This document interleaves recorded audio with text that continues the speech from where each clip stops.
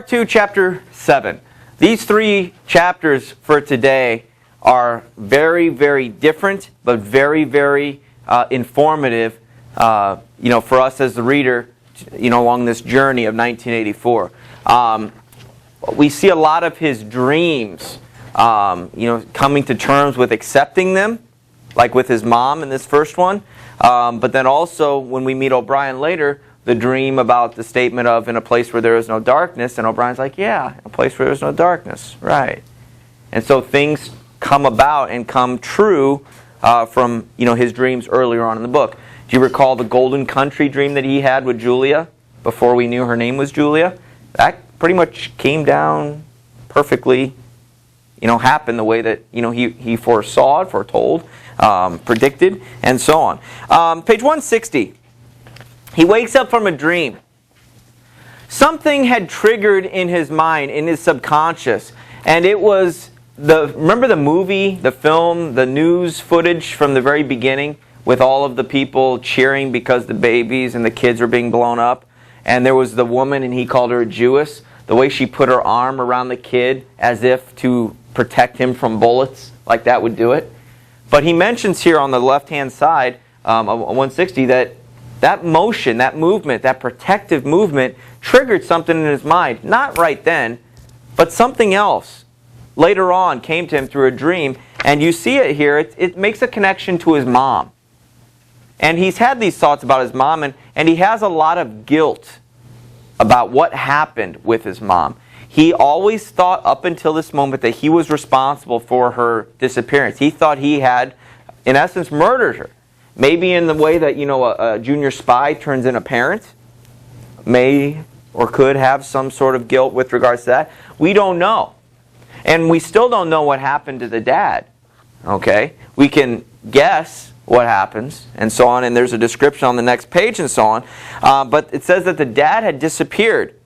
He doesn't really remember him being around. It was mostly the mom, Winston, and then his infant, young, I almost said daughter, his sister. Okay? Page 161. He goes into detail about these remembrances. It's like if you have amnesia, and then things start slowly coming back to your memory. And he remembers what it was like when he was younger and how there was never enough to eat. Always digging through garbage and trash, waiting for the grain truck to drive by with cattle feed and then hit a pothole and then it would shake some loose, then you could get some. Okay? He remembers that. He remembers his dad not being around. When his father disappeared, his mother did not show any surprise or any violent grief, but a sudden change came over her. She seemed to have become completely spiritless. It was evident, even to Winston, that she was waiting for something that she knew must happen. She did everything much slower. Sometimes she would hold on to her daughter and not say anything. And just sometimes she'd grab onto Winston and just hold him close. And maybe that's where that protective arm kind of remembers, helped trigger his memory. Okay? It's almost like she's waiting for something to happen. And that's where I think maybe this places it right in the middle of those purges that he was talking about. You remember those? Okay, the purges. It's like if I ask you to purge your H drive, you select everything and delete it. You just cleaned it out. You purge. You got rid of everything. If you saw the new Tron movie, Tron Legacy, they purged all those ISOs when Clue took over. If you remember what I'm talking about. If not, that probably means nothing to you. But to purge, annihilate, get rid of. On 162, Winston goes into some memories about eating, about how his mom would ladle him food and he would cry and throw a fit. Not that he had to eat, but that she stopped ladling. I want more food. I'm hungry. I want more food. Don't be greedy. We need to feed everybody. Don't be greedy. And so that's all she would, say to him. Focus. Knock it off. Okay, the main essence of this chapter involved chocolate. Okay? He wanted the whole piece of chocolate. She goes, no, we're going to break it in half for your sister and for you.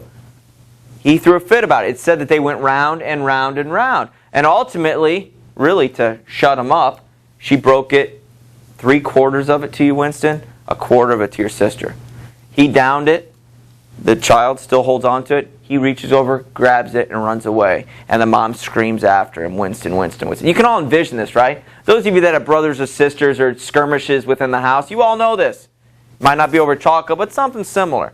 So he takes off. And it's through sudden guilt and like, that's horrible, I'm bad. So he went back home, she's gone. Sister's gone. Nothing else in the room has been touched or changed, just them. Okay? Now what happened to her? He doesn't even know at this point. Okay, was she purged off and killed?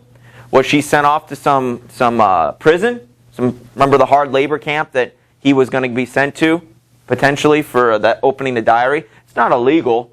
There's no, nothing's illegal. Just, I'd probably be executed or sent to prison. Doesn't make sense to me.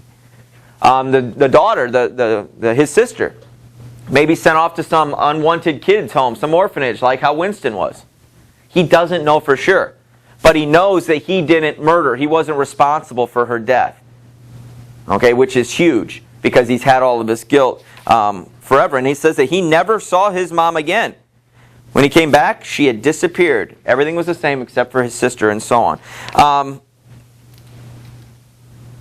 Page 165. So Winston and Julie are having some more of their in-depth conversations. And this is one of their last really in-depth ones. But ultimately, Winston says that whatever happened, you vanished. And neither you nor your actions were ever heard of again. You were lifted clean out of the stream of history, which is a kind of, imagine a floating stream going by and you're in its history. They just kind of pluck you out of it. You don't belong there anymore. And then you cease to exist and you're done. What mattered were individual relationships and a completely helpless gesture, an embrace, a tear, a word spoken to a dying man could have value in itself. The proles, it suddenly occurred to him, had remained in this condition. All party members are robots. Emotionless robots. They have no feelings, none of this other stuff. But the proles are still human beings. They'd remained in this condition. They were not loyal to a party or a country or any idea. They were loyal to one another. For the first time in his life, he did not despise the proles or think of them merely as an inert force which would one day spring to life and regenerate the world. The proles had stayed human. They had not become hardened inside. And so we have a new respect for the proles that we didn't have at all. They were the lowest rung. But now Winston's saying, even though they're down, those are the true humans. And he's almost envious of those humans, and so on. The proles are human beings. We are not human. Why not? He thought for a little while. Has it ever occurred to you that the best thing for us to do would be simply to walk out of here before it's too late and never see each other again? Yes, dear, it's occurred to me several times, but I'm not going to do it all the same.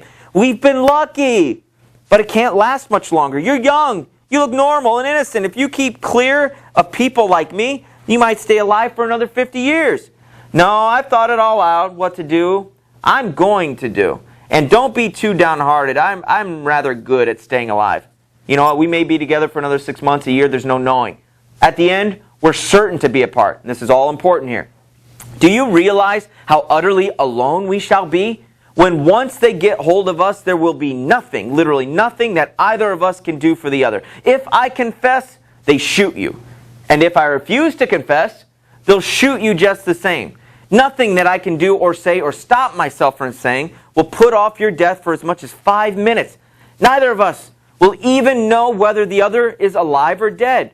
We shall be utterly without power of any kind. The one thing that matters is that we shouldn't betray one another. That's important. The one thing that matters is that we shouldn't betray one another, although even that can't make the slightest difference.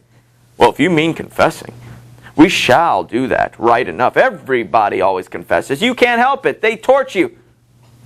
I don't mean confessing. Confession is not betrayal. What you say or do doesn't matter. Important. Only feelings matter. If they could make me stop loving you, that would be the real betrayal. She thought it over. Well, they can't do that. It's the one thing they can't do. They can make you say anything, but they can't make you believe it. They can't get inside you. No, that's quite true. They can't get inside you. If you can feel that staying human is worthwhile even when it can't have any result whatever, you've beaten them. This is so important because they can beat you. They can deflate you. They'll make you confess to everything. They'll make you say and do anything and everything. But if I can hold on to the way I feel about you, if I can hold on to the way that I love you and you love me, and they'll make us say and do whatever, but inside we still love each other, we win. We survive. And they could kill us and torture us. Now, wait a minute, so if they die, they still win? In a way, they've beaten the party, haven't they? I don't know. It sounds like a lose-lose if they kill me. I understand that. They're not alive. But couldn't you make the argument that Winston's not alive right now? These last 40 or 80 pages, yes, he's been alive and loving life with Julia. But really, is he really alive? Only the proles are the ones who are really alive, if you think about it. Okay? And so this is important. They'll make us, he says, let's break up now and maybe we'll survive a little longer. Look at you, you're pretty, you'll be smart, stay away from people like me and you'll be fine. No, we're going to keep doing this.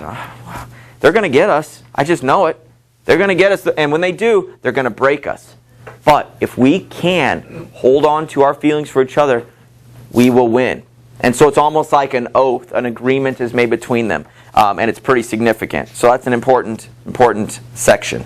On 167, facts, at any rate, could not be kept hidden. They could be tracked down by inquiry. They could be squeezed out of you by torture. But if the object was not to stay alive, but to stay human. Because when you're tortured, you usually say, I'll say whatever you want. Stop hurting me. Don't kill me. I'll say or do whatever you want. The motivation there is to stay alive.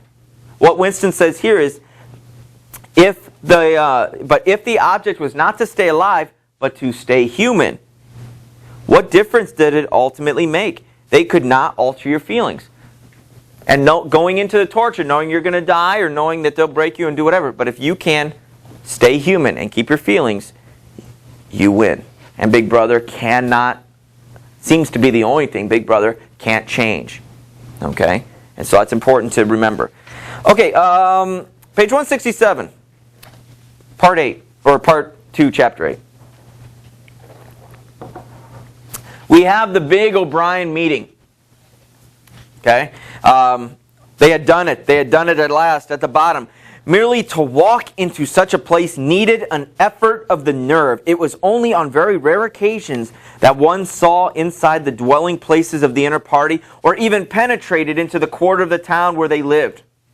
The whole atmosphere of the huge block of flats, the richness and spaciousness of everything, the unfamiliar smells of good food and good tobacco, servants. This is a whole different world from what Winston's accustomed to. This is the inner party. The inner party got it good, don't they? The food, the smell, the cigarettes at the end, the wine, servants to bring you. I mean, Winston, the lifts, the elevators that go up and down swiftly and fastly. Remember page 1? His elevator don't move, does it?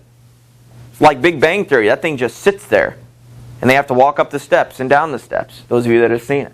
It's the same type of thing, but here, everything works. Everything's nice. Everything's clean. The hallway is intimidating and clean in and of itself. He can't remember ever a hallway that wasn't all grimy and dirty from people being pressed up against it. And so it's completely different and completely intimidating. If that wasn't intimidating enough, on page 169, they walk in, Julie and Winston walk into O'Brien's room, his office. He's working on something. He sets that down, walks over to the telescreen, and click, turns it off. You think that blew Winston's mind? Do you? Because Winston, up until now, he shared those glances with O'Brien. O'Brien had told him to come over and we'll look at the new, wink, wink, the new, we'll come and look at the new Newspeak dictionary. And there seems to be a code going between them that hopefully this is actually about the brotherhood. That's what he's really crossing his fingers hoping for. And him turning that off. You can turn that off? Yes, we can turn that off. The inner party can turn that off. But only for a short period of time. We don't want to arouse suspicion. Okay? At the very bottom, they're getting ready to begin. And O'Brien goes, well, shall I say it or will you? I'll say it, said Winston. That thing is really turned off? Yes, we're alone. Okay. We've come here because do I step off that cliff now? This is Winston's thought. Do I tell him this is it? This is why we're here? Because if this guy is not about the brotherhood, this isn't going to go very well. And so it's almost like in the Indiana Jones and the Last Crusade, right before the Holy Grail, he has to step off into blackness, and only faith will save him, but he doesn't know that there's a hidden walkway. Those are the scenes that know what I'm talking about. Well, you have to take that step, that leap of faith. We believe that there is some kind of conspiracy, some kind of secret organization working against the party, and that you are involved in it. We want to join it and work for it. We are enemies of the party. We disbelieve in the principles of Ingsoc. We are thought criminals, and we are also adulterers. And he goes on and on and on. He feels the door open up behind him. For a split second, it'd be like, oh, great, they came to get me. But he turns and sees that it's O'Brien's servant. Oh, don't worry, Winston, Julia. Martin's one of us. Martin, come over here and sit down. You're not working right now. And so Martin sits. So he's part of this. Okay? Martin is one of us. 171, before O'Brien really even says anything, he brings out some wine. And this is the first clue that O'Brien is actually what Winston hopes that he is. I think it's fitting that we should begin by drinking a health to our leader, to, not Big Brother, Emmanuel Goldstein. That's the first utterance that I'm able to find that confirms what Winston had hoped when they shared that glance, that he was something different, that he was part of the uprising and so on. Okay, now we find out more about the Brotherhood. Then there is such a person as Goldstein? Yes, there is such a person, and he's alive. Where? I do not know. And the conspiracy, the organization, is it real? It is not simply an invention of the thought police? No, it's real. The Brotherhood, we call it. He looked at his wristwatch. It is unwise even for members of the inner party to turn off the telescreen for more than a half hour, meaning we don't have too much time to answer your questions. We got a job to do. Okay, I need to ask you some questions and so on. So at the very bottom, you will understand that I must start by asking you certain questions in general terms. Mainly, what are you willing to do? Okay? Here's a little information about O'Brien that I kind of find interesting. If you look on this next page. For a moment, the lids flitted down over his eyes as he's getting set. He began asking his questions in a low, expressionless voice as though this were a routine. A sort of catechism. Kind of like, this is the initiation. This is the rite of passage to get into the Brotherhood. And the routine seems, he's done this a lot. It just seemed that way. And so he goes, you're prepared to give your lives? You're prepared to commit murder, acts of sabotage, betray your country, prepared to cheat, forge, steal, throw acid in a child's face, prepared to lose your identity, you're prepared to commit suicide, you're prepared, the two of you, to separate and never see one another again? No! Winston was just throwing out those yeses, just like nothing. Getting in routine. Because they love each other. And they won't betray each other. They must stay together. So, Winston thinks for a moment. No, he said finally. You did well to tell me, said O'Brien. It is necessary for us to know everything. Then he shifts over to Julia. Do you understand that even if he survives, he may be as a different person? His looks, his personality, he might be changed from the inside out or from the outside in. Completely different? And you're okay with that? She murmured something that seemed to be assent. So, something like, yes. Good. Then that is settled. And he gets out some cigarettes. And that ritual, that rite of passage, that catechism, that routine, it's done. That's all he needed to know. Okay? Page 174, he says, later I'm going to send you a book. I'm going to send you the book without a title. Okay? Take some time to read it. They figure out what kind of, I almost said book bag, what kind of suitcase, what kind of briefcase, that's a better word. Briefcase does Winston use so that they can do one of those bait and switches. Have you seen this before in a movie? Guy standing there with a briefcase at a truck stop. He sets it down. Some guy walks right up next to him, has it over here. Sets down the briefcase, picks up the other one and walks away. And then this guy picks up the now exchanged one and then walks away. It's a way to kind of covertly, cloak and dagger, exchange things back and forth. they'll do something very similar. They say that, okay, it's time that we need to go. We need to break up, move away. We find out a little bit more about the brotherhood in that we don't know how many people are in the brotherhood. You will never have a big social gathering of it. Because if you get busted, you will confess that you know me and maybe Julia, and that's all you know. Maybe Martin, but you won't know the rest. And if we're all brotherhood in here, we're all protected. We're all safe. It's a way to keep our numbers up. You understand what I mean? If you bust one person, ultimately you'll bust 2 or 3, as opposed to bringing down the whole organization. It's pretty smart. Pretty smart.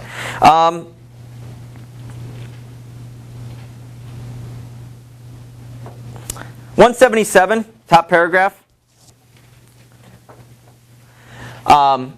He says, it's important we don't go out smelling like wine. You don't want to attract people. You guys should probably separate and leave separately so I can turn on my screen. Just kind of, we don't want to advertise that we were doing something we shouldn't be. And you party members in your overalls probably aren't going to be having a good wine. So let's figure these things out. It was important, he said, not to go out smelling like wine. The lift attendants were very observant. As soon as the door had shut behind her, so she's left, he appeared to forget her existence.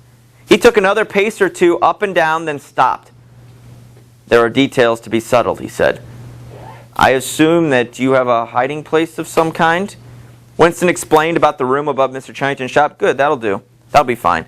I'll get you that book, and you got to get back to me in 2 weeks. Then they talk about the briefcase. Page 178, here is where the dream comes to fruition. They were silent for a moment. There are a couple of minutes before you need to go, said O'Brien. We shall meet again, if we do meet again. Winston looked up at him. In the place where there is no darkness? He said hesitantly. O'Brien nodded without appearance of surprise. In the place where there is no darkness. In the meantime, is there anything you wish to say before you leave? Any messages, any questions? Yes, I have one. This doesn't seem overly significant, but look at all of the positives in this scene for Winston. O'Brien is a member of the Brotherhood. There is an existence of Goldstein. It's all real. The book's coming my way. Place there is no darkness. That actually happened in my dream, and it's coming to fruition again now. And then, hey, have you ever heard of a nursery rhyme? The Bells of St. Clements, that one that's been bugging him. And Mr. Charrington, they can't figure out all of it. O'Brien actually knows the last couple words, the last couple lines. And you see that at the bottom. You knew the last line, said Winston.